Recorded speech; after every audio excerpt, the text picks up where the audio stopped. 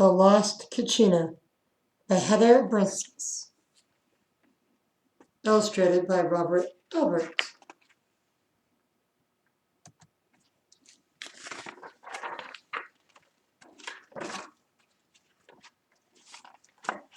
It started with the root of a cottonwood tree through the skilled hands of the Hopi carver.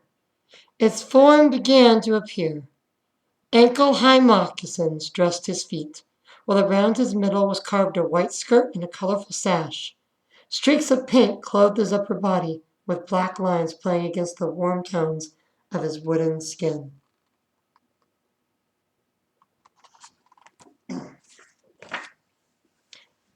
The bright blue became his face, peered through the sheets of blackness that fell from his chin in a beard, and the hair down his back like a mane, with eagle feathers dancing around his head.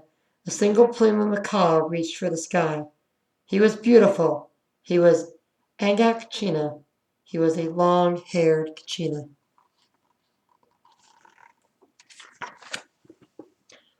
"Oh, I've got to have that," said Mrs. Watkins, as she picked the Kachina off the trader's table.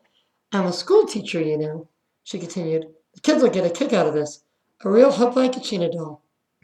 Kachina peered at Mrs. Watkins through his long black eyes. "Of course I'm real. Don't be silly." But since he was tucked away beneath her arm as she hurried toward the car, Mrs. Watkins must not have heard him.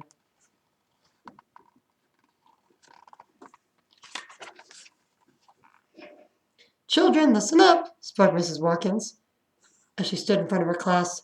"Look what I brought you back from Northern Arizona," she said, holding Kachina aloft. "What is it?" asked the little boy in the front row. Kachina's spirit flowed forward from his form till he was nose to nose with the little boy. "Not what is it? It's who is it?" Kachina pointed out. Then he blinked. The boy didn't seem to hear him. "It's a Kachina doll," answered Mrs. Watkins. "It's not as pretty as my baby doll," piped up a little girl. "Pretty," thought Kachina. "It's not as soft as my teddy bear," said another child. "Soft?" said Kachina, asked this time aloud. But something was very wrong. No one seemed to hear him. Worse than that, no one seemed to know he was there.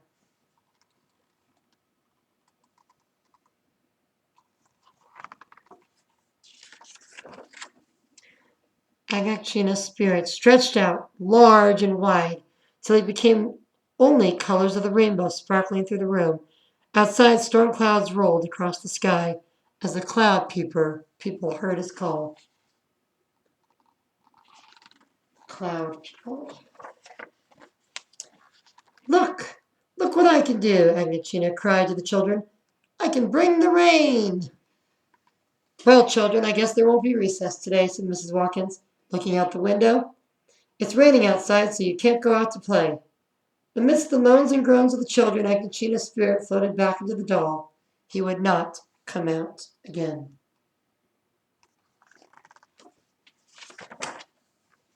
Years went by.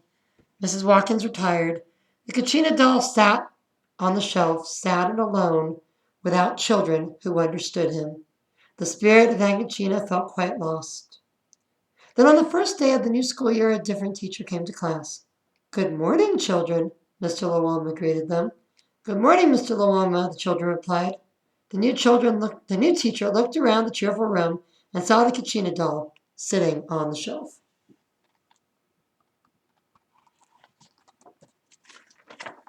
"And good morning to you, Kachina," Mr. Lawama said to the doll. Kachina's spirit timidly peered from behind his wooden form. "Did someone call my name?" Kachina softly asked. "Who are you talking to?" asked a girl in a pink dress. Mr. Lawama walked to the shelf, picked up the Kachina doll, and showed it to the class. "I spoke to Kachina. He is a long-haired Kachina."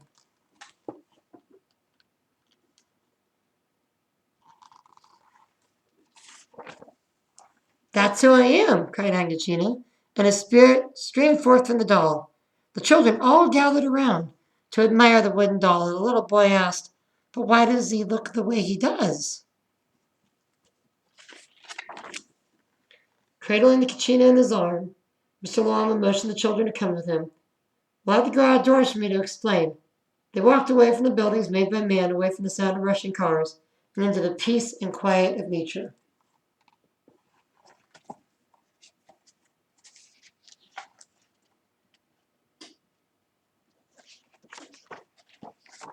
In Hopi belief, said Mr. Lawoma, the sky is seen in the beautiful blue of Agachina's face. The colors that cross his mouth and the tall plume atop his head symbolize the colors of the rainbow.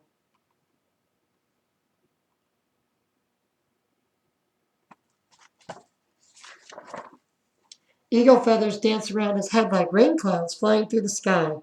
The long hair and beard is gentle falling rain, the gentle rain that waters our crops and grows our corn so that we may eat. As the children looked around, the sky took on a brighter hue. The clouds grew larger and softer, and a rainbow arched the sky. A gentle rain began to fall, and the children in their excitement danced beneath it, splashing in the puddles that formed at their feet. This time, as Agachina sang to the wind, he knew the children heard. The lost Kachina was home at last.